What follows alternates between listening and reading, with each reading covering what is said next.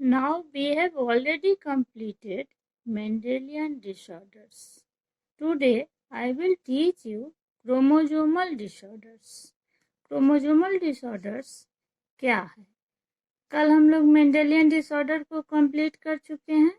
आज chromosomal disorder को करेंगे। तुम लोग को पता है क्रोमोसोमल डिसऑर्डर्स क्या होता है? पहले तो क्रोमोसोम पता होगा। तो क्रोमोसोम को देखने के लिए देखो, क्रोमोसोम जो हम लोग का न्यूक्लियस है, सेल है। सेल में क्या होता है? न्यूक्लियस होता है। न्यूक्लियस के अंदर क्रोमोसोम्स होता है। यहाँ क्रोमोसोम का डायग्राम भी दिया है। देखो, क्रोमोसोम कैरियोटाइप ऑफ क्रोमोसोम्स है। कैसे रहता है? एक एक पेयरिंग करके होमोलोगस क्रोमोसोम्स देख रहे हो ना कैसे? 46 क्रोमोसोम्स, टोटल 46 क्रोमोसोम्स होता है हम ह्यूमन बीइंग में। इसी को देखेंगे कि आखिर क्रोमोसोमल डिसऑर्डर क्या है। इस क्रोमोसोम का कैरियोटाइप देख रहे हो? कैरियोटाइप माने इसका जो स्ट्रक्चर है, क्रोमोसोम कैसे न्यूक्लियस के अंदर होता है, सेल के अंदर होता है। जो कि क्रोमोसोम को तुम लोग जानते हो कि हेरिडिटी मटेरियल को कैरी करके एक जनरेशन से दूसरी जनरेशन में ले जाता है। तो वही है ये क्रोमोसोम जो तुम्हारे सेल के अंदर है। तो इसमें हम लोग क्रोमोसोमल डिसऑर्डर देखते हैं कि कैसे, कहाँ डिसऑर्डर होगा तो कौन डिजीज होगा। इसी को अभी हम लोग पढ़ेंगे। तो क्रोमोसोमल डिसऑर्डर पढ़ने के लिए इसको कैरियोटाइप को हम दिखा दिए तुमको। अब देखते हैं कि क्रोमोसोम जो है उसका क्या होता है। क्रोमोसोम में आखिर चेंज क्या होगा? तो न्यूमेरिकल चेंज होगा। कहीं ऐड होगा, कहीं लॉस होगा, कहीं जो उसका एक सेट ऑफ क्रोमोसोम है उतना मल्टीप्लाई होगा। तो इस तरह से क्रोमोसोम कहीं कहीं टूटेगा। इस तरह से जो क्रोमोसोम है, जो म्यूटेशन चैप्टर में तुम लोग अच्छी तरह पढ़े होगे, तो उसी को हम लोग कहेंगे क्रोमोसोमल डिसऑर्डर। जैसा तुम्हारे बुक में भी यहाँ लिखा है, the chromosomal disorder on the other hand are caused due to absence or excess or abnormal arrangement of one or more chromosomes। तो यही है क्रोमोसोमल डिसऑर्डर। अब क्रोमोसोमल डिसऑर्डर को हम लोग क्या करते हैं? दो भाग में पहले बांटते हैं। हाँ देखो, यहाँ जो तुमको एनसीईआरटी में जो डिजीज पढ़ना है उसको हम लोग दो भाग में बांटे हैं। एक ऑटोसोमल क्रोमोसोमल डिसऑर्डर। देखो, क्रोमोसोमल डिसऑर्डर को कितने भाग में बांटे हैं? Autosomal chromosomal disorder. और दूसरा sex chromosomal linked genetic disorder या सेक्स क्रोमोसोमल डिसऑर्डर्स। तो जो सेक्स क्रोमोसोम पर जो डिसऑर्डर होगा, तुम लोग जानते हो ना कि 46 क्रोमोसोम है, 23 पेयर्स। तो उसमें 1 पेयर जो होता है वो क्या होता है? Sex chromosome. और जो 44 है, जो 22 पेयर है, 22 पेयर्स है, वो क्या है? ऑटोसोम्स। तो 22 पेयर्स में जो भी चेंज आता है वो ऑटोसोमल क्रोमोसोम डिसऑर्डर कहलाएगा। हाँ, और एक कहलाएगा सेक्स क्रोमोसोम में सेक्स लिंक्ड जेनेटिक डिसऑर्डर। तो ये तीन, चूंकि हम लोग को ये तीन जो है, डाउन सिंड्रोम, क्लीन-पेंटर सिंड्रोम और टर्नर सिंड्रोम, इसको हम लोग को विस्तार से पढ़ना है। इसीलिए पहले हम इसी को दिखा दिए कि एग्जाम में इसमें से एक आएगा। एक आएगा हेमोफीलिया या सिकल सेल एनीमिया से, कोई नहीं आया तो यहाँ से। तो 5 हो गया टोटल, 5 से एक आएगा।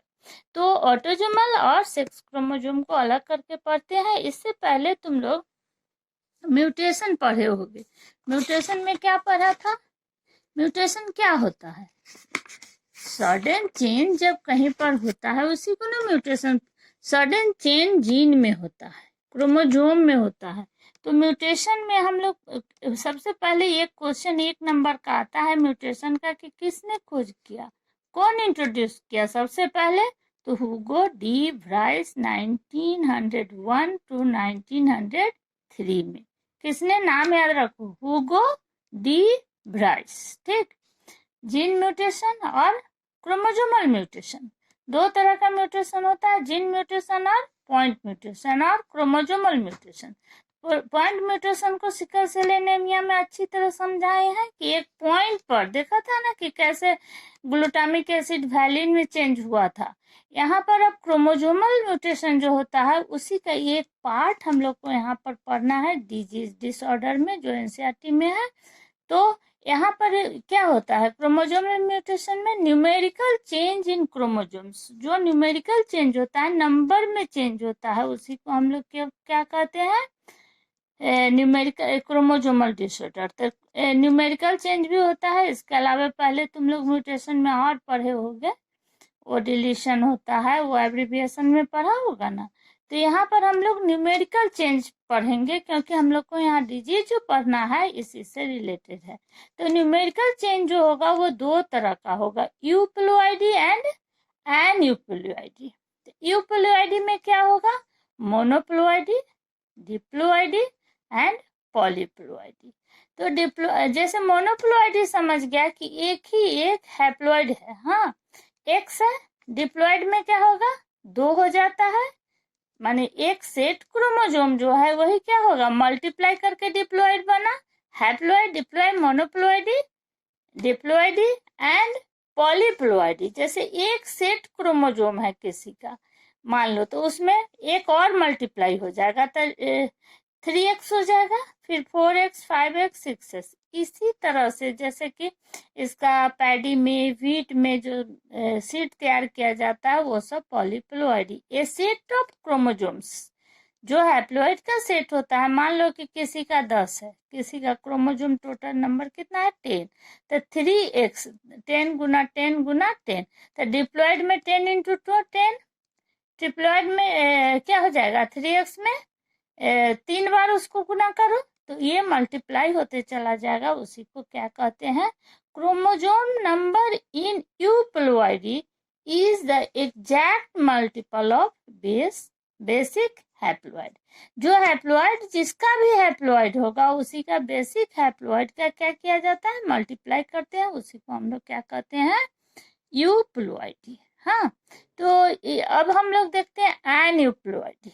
एनयूप्लोइडी क्या होता है, इसी को हम लोग को पढ़ना है। यहाँ जो डिजीज पढ़ना हो वो एनयूप्लोइडी में पढ़ना है। हाँ, तो इसमें देखते हैं कि क्या होता है कि failure of segregation of chromatid during cell division cycle result in the gain or loss of a chromosomes called aneuploid।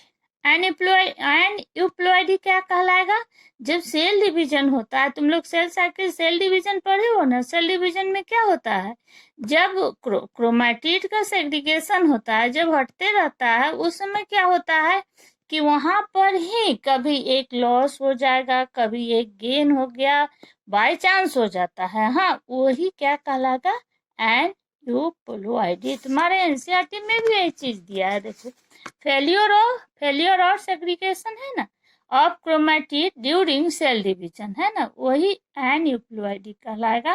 तो देखते हैं कि ये जो सेग्रीगेशन जो हो रहा है, लॉस और गेन का जो क्रोमोजोम्स हो रहा है वो कितने तरह का होगा। एनयूप्लोइडी समझ गया, लॉस और gain of chromosome during cell division, segregation. Cell division का जब सेल डिवीजन होता है उसी समय क्या हो जाता है, इसी को हम लोग नॉन डिसजंक्शन भी कहते हैं। हाँ, नॉन डिसजंक्शन। तो एनयूप्लोइडी जो होगा वो कितने तरह का होगा, हाइपोप्लोइडी एंड हाइपरप्लोइडी। हाइपो मीन्स कम ना, एक कम जाएगा। जैसे हाइपोप्लोइडी में क्या होगा, मोनोसोमी, एंड दूसरा है नलिसोमी। तो मोनोसोमी में क्या होगा, 2n-1, एक क्रोमोजोम घट जाएगा। एक घटने का मतलब क्या हो गया कि 2n, जैसे कि 46 क्रोमोजोम है, हाँ, वहां क्या होगा, एक क्रोमोजोम घट गया, 44 प्लस x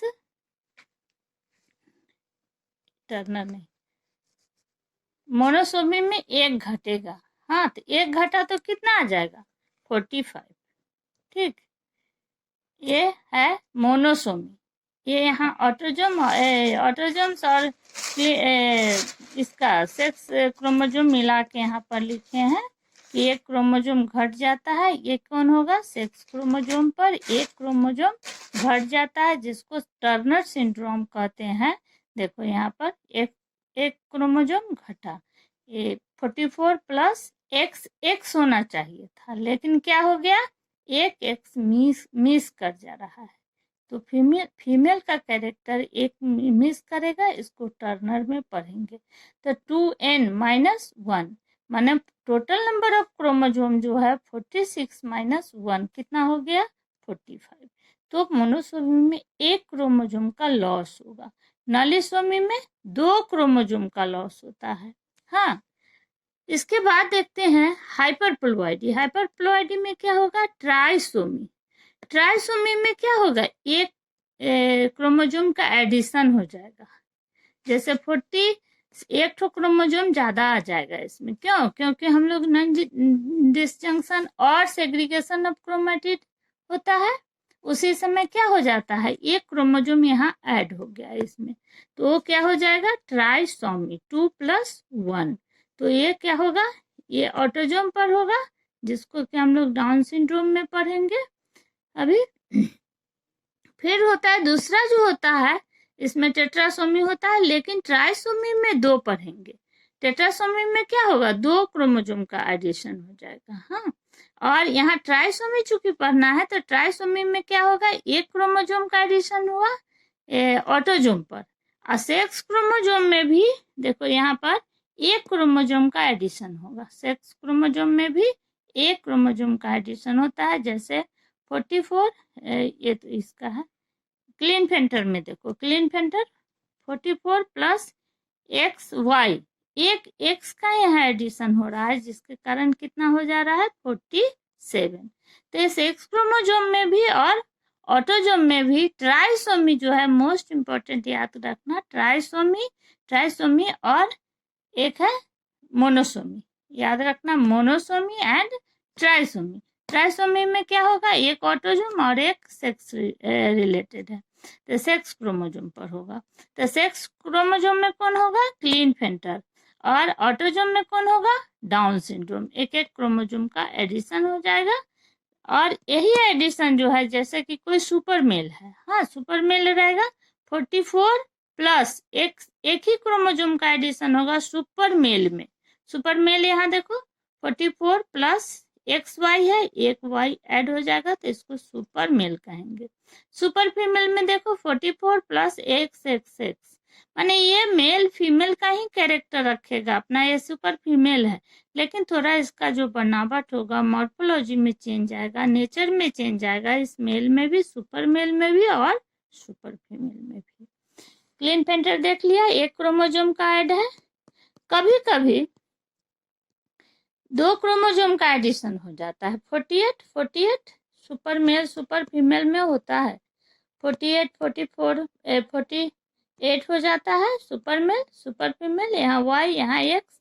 एक होता है एक्सट्रीम सुपर फीमेल, एक होता है एक्सट्रीम क्लीनफेल्टर। यहाँ देखो कितना 46, 2 का एडिशन हो गया, यहाँ 44 plus X X X Y 48। तो ये सब extreme super male super female extreme Klinefelter का एग्जाम्पल है, जहाँ 2 का एडिशन हो रहा है। हाँ, 2 क्रोमोसोम का एडिशन हो रहा है। तो इस तरह से हम लोग इस थोड़ा सा म्यूटेशन देखा, जो कि हमको क्रोमोसोमल डिसऑर्डर इसी में पढ़ना है। तो अब हम लोग नेक्स्ट क्लास में देखते हैं, नेक्स्ट में देखेंगे डाउन सिंड्रोम। हाँ, ये तो समझ गया। अब डाउन सिंड्रोम को पढ़ेंगे नेक्स्ट क्लास में। एक क्रोमोसोमल डिसऑर्डर का एक छोटा सा चार्ट था।